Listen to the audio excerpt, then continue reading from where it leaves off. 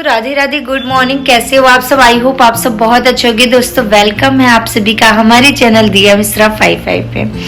तो दोस्तों जैसे कि आपको पता ही है कि मैं आप लोग के बीच डेली एक नई कहानी, एक अनसुनी कहानी, एक जज्बात से जुड़ी दिल को छू लेने वाली कहानी लेकर आती हूँ। तो वैसे ही उसी उम्मीद के साथ आज मैं फिर से एक जज्बात से भरी कहानी और दिल को छू लेने वाली कहानी लेकर आई हूँ।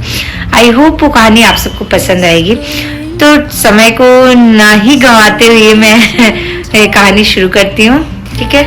तो दोस्तों आज की हमारी कहानी का टाइटल है, कहानी का नाम है पुराना फोन और अधूरी आवाज। कहानी का टाइटल है, कहानी का नाम सुनते ही आपको लग गया होगा कि कहानी लास्ट तक कितनी इंटरेस्टिंग होने वाली है। और आई होप कहानी इंटरेस्टिंग होगी भी और जिंदगी में आपको कोई ना कोई सीख जरूर देगी ये कहानी। तो वीडियो को स्किप बिल्कुल मत करिएगा और लास्ट तक जरूर सुनिएगा। तो दोस्तों क्या आपने कभी सोचा है कि कोई रॉन्ग नंबर आपकी जिंदगी की सही राह दिखा सकता है? आज की हमारी कहानी एक ऐसे ही बुजुर्ग की है जो अपने ही घर में अजनबी की तरह रह रहे थे, लेकिन एक नन्ही सी आवाज ने उनके खामोश कमरों में जिंदगी भर दी। आज की हमारी कहानी सुनने के बाद शायद आज ही आप अपने को गले लगा लेंगे। शहर के पुराने से फ्लैट में 70 साल के रमेश जी अकेले रहते थे। उनके घर में एक दीवार थी जिसपे एक घड़ी लगी थी। उस घड़ी की टिक टिक की आवाज जब करती थी वही उस घर का सबसे शोर वाला हिस्सा था। रमेश जी के बेटे साहिल विदेश में रहते थे। वो पैसे तो भेज देते थे लेकिन शायद अपना वक्त देना भूल गए थे। रमेश जी का जो समय था, जो दिन था, उसी पुराने लैंडलाइन फोन के पास ही बैठ कर गुजरता था और इस उम्मीद में कि शायद आज उनका बेटा साहिल उनका हालचाल पूछ ले। एक शाम घर की खामोशी को एक फोन की आवाज ने तोड़ा, फोन की घंटी ने तोड़ा। रमेश जी कांपते हाथों से रिसीवर को उठाते हैं। दूसरी तरफ एक नन्ही सी बच्ची की मासूम सी आवाज आती है, पापा आप घर कब आओगे? आज मेरा बर्थडे है, मेरे लिए डॉल लेकर आओगे ना पापा? रमेश जी समझ गए थे कि ये रॉन्ग नंबर है। वो उस बच्ची से कहने ही वाले थे कि बेटा गलत नंबर लग गया है, लेकिन उस बच्ची की उम्मीद भरी आवाज ने रमेश जी का गला रौंद दिया। रमेश जी मुस्कुराते हैं और कहते हैं, बेटा पापा थोड़ा काम में फंसे हुए हैं, लेकिन पापा आपके लिए ढेर सारी दुआएं भेज रहे हैं। उसी दिन से ये सिलसिला शुरू हो गया। वो छोटी सी बच्ची, क्यूट सी बच्ची जिसका नाम चुटकी था, वो अधिकतर फोन करती, कभी अपने स्कूल के बारे में बताती तो कभी अपने नई ड्राइंग के बारे में। रमेश जी भी उसके फेक पापा बनकर उसकी बातें सुनते और उसे सही गलत की सीख देते।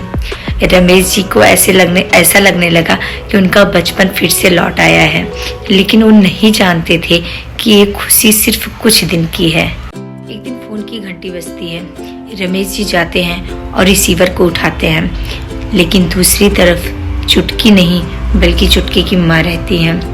चुटकी की माँ रोते हुए कहती हैं, भाई साहब माफ कीजिएगा, मेरी बेटी ने आपको बहुत परेशान किया।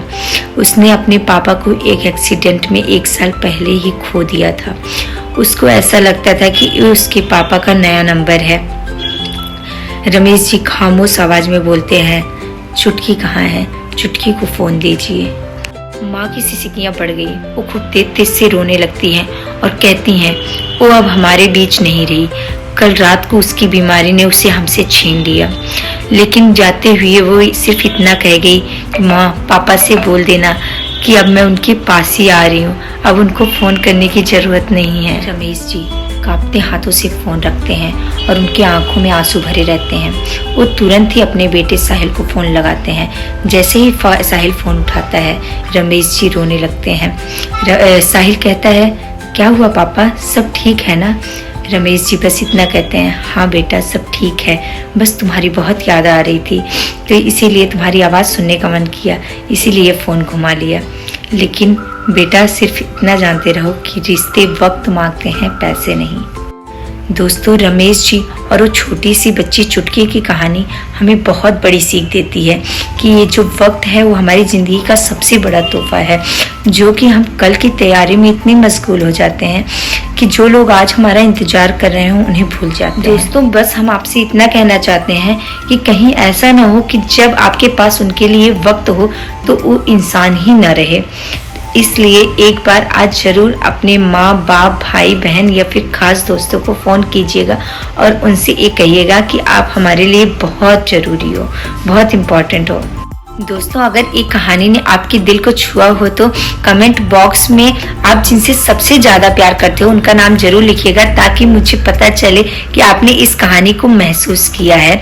और ऐसे ही दिल को छू लेने वाली कहानियों के लिए हमारे चैनल को सब्सक्राइब करें और एक कहानी अपने उन लोगों को शेयर करें, दोस्त हो, चाहे भाई हो, चाहे बहन हो, चाहे माँ हो, पिता हो, उन लोगों को शेयर करें जिनको आप कभी खोना नहीं चाहते हो।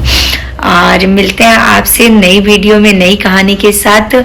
तब तक के लिए बाय बाय, टेक केयर, अपना ख्याल रखिएगा। मेरे चैनल को सब्सक्राइब और वीडियो को लाइक कमेंट जरूर करिएगा। बाय बाय, टेक केयर, मिलते हैं।